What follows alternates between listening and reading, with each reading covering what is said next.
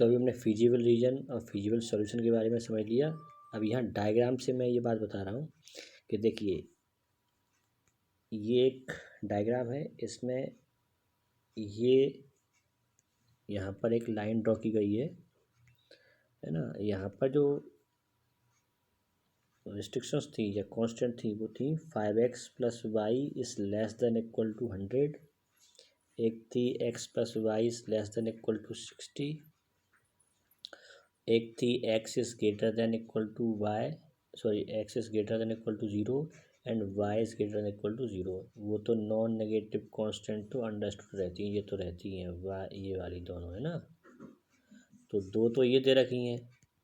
तो हम क्या करते हैं, एलपीपी की जो प्रॉब्लम रहती है, एलपीपी उसकी कांस्टेंट्स को हम इस तरह से एज अ लाइन की तरह पहले लाइन ड्रॉ कर लेते हैं और उनके थ्रू इंडिकेटिंग रीजन्स पता कर देते हैं। तो ये रीजन इधर की तरफ है, नीचे की तरफ है ना, इसका रीजन नीचे की तरफ है और इसका रीजन ये जो दिख रही है आपको ये वाली, इसका रीजन भी नीचे की तरफ है, इसके थ्रू जो इंडिकेटिंग रीजन है वो, और ये इसका इधर है जो वाई एक्सिस है उसका राइट साइड वाला पार्ट लिया और एक्स एक्सिस वाला ऊपर की तरफ। तो जो कॉमन आ रहा है इन चारों में, वो चारों में जो कॉमन आ रहा है वो ये वाला है जो इधर इस तरह से सेट किया हुआ है, ठीक है।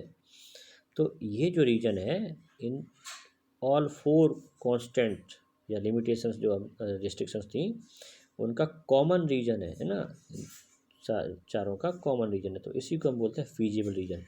अब इस रीजन में कोई भी एक पॉइंट ले लो तो उस पॉइंट के जो एक्स वाई कोऑर्डिनेट होंगे वो क्या होंगे, फिजिबल सॉल्यूशन होंगे। उसको हम बोलते हैं feasible solution, points with in on. और ये इसके अंदर ही नहीं, इसकी जो बाउंड्री है उस बाउंड्री पर भी कोई पॉइंट ले सकते हैं, उस बाउंड्री पर या फिर उस बाउंड्री के अंदर, तो वो फिजिबल रीजन में होंगे। और उन पॉइंट्स के, उस पॉइंट्स का एक्स और वाई कोऑर्डिनेट वो सॉल्यूशन होंगे, है ना।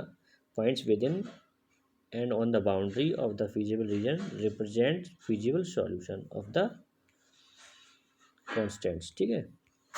अब ये feasible region बाउंडेड भी हो सकता है और अनबाउंडेड भी हो सकता है। तो यहाँ जो ये एग्जांपल है इसमें बाउंडेड है, ये जो एग्जांपल है इसमें आप देख रहे हैं कि feasible region जो बनाया हुआ है, ये जो बनाई हुई है इसके थ्रू इंडिकेटिंग रीजन ये वाला है, ठीक है।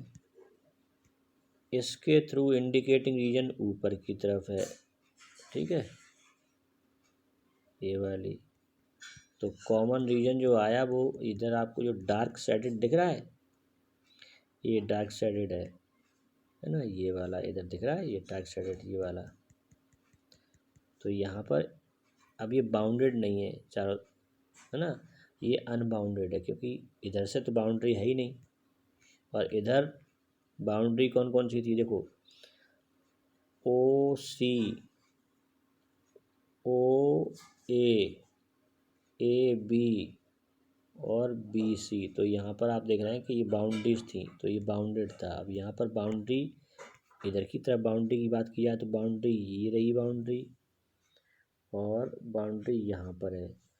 इधर की तरफ ये आपको इधर इतने हिस्से में बाउंड्री है नहीं, यहाँ पर देखिए बाउंड्री थोड़ी है ये तो इन्फिनिटली यहाँ पर इसको हम इस तरह से फैला सकते हैं, एक्सटेंड कर सकते हैं। तो ये अनबाउंडेड, तो दो तरह के आपको फिजिबल रीजन मिल सकते हैं क्वेश्चंस में, या तो बाउंडेड होगा या फिर अनबाउंडेड होगा, ठीक है। तो इस तरह के क्वेश्चंस हम करेंगे। और लीनियर प्रोग्रामिंग एलपीपी की जो फॉर्मूलेशन वाली प्रॉब्लम्स हैं उनमें अनबाउंडेड के क्वेश्चंस हमें मिलेंगे नहीं, ठीक है। तो ये आपको समझ में आ गया। इसके बाद हम बात करेंगे इनफिजिबल रीजन की, ठीक है। इनफिजिबल रीजन क्या होता है, देखिए infeasible region, the region other than feasible region is called infeasible region. तो जो फिजिबल रीजन के अलावा जो रीजन बचता है, जैसे अगर हम इसकी बात करें तो इसमें ये तो फिजिबल रीजन हो गया। अगर मैं यहाँ पर कोई पॉइंट लेता हूँ तो ये इनफिजिबल रीजन में है, यहाँ पर कोई पॉइंट लेता हूँ तो ये भी इनफिजिबल रीजन में है। तो जो फिजिबल रीजन के बाहर आ जाता है अदर देन, तो वो इनफिजिबल रीजन में आ जाता है ना वो point. Any point outside the infeasible region is called an infeasible solution. और उस इनफिजिबल रीजन के पॉइंट के जो कोऑर्डिनेट्स होंगे उनसे जो सॉल्यूशन मिलेगा वो इनफिजिबल सॉल्यूशन होगा। नेक्स्ट कुछ पॉइंट्स और बच रहे हैं तो उनको और डिस्कस कर लेते हैं। देखिए ऑप्टिमल सॉल्यूशन। ऑप्टिमल सॉल्यूशन से मतलब any point in the feasible solution that gives the optimal value maximum और मिनिमम। देखिए ऑप्टिमल वैल्यू का मतलब या तो मैक्सिमम या फिर मिनिमम। तो जो सॉल्यूशन अब ये होगा फिजिबल रीजन में से ही, ऑप्टिमल सॉल्यूशन हमेशा फिजिबल रीजन में से ही होता है। बस ध्यान ये रखना है कि उसे या तो वो मैक्सिमम होगा या फिर मिनिमम होगा, है ना। ऑप्टिमल वैल्यू हमें उसकी लेनी होती है, ऑप्टिमल वैल्यू मैक्सिमम होगी या फिर मिनिमम होगी, उसको हम ऑप्टिमल सॉल्यूशन बोलते हैं। और ये ऑब्जेक्टिव फंक्शन का होता है ना, any point in the feasible region that gives the optimal value minimum और मैक्सिमम और minimum of the objective function is called N optimal solution. तो ये ऑब्जेक्टिव फंक्शन की मैक्सिमम या मिनिमम वैल्यू देने वाला एक सॉल्यूशन होता है और ये फिजिबल रीजन में से ही होगा।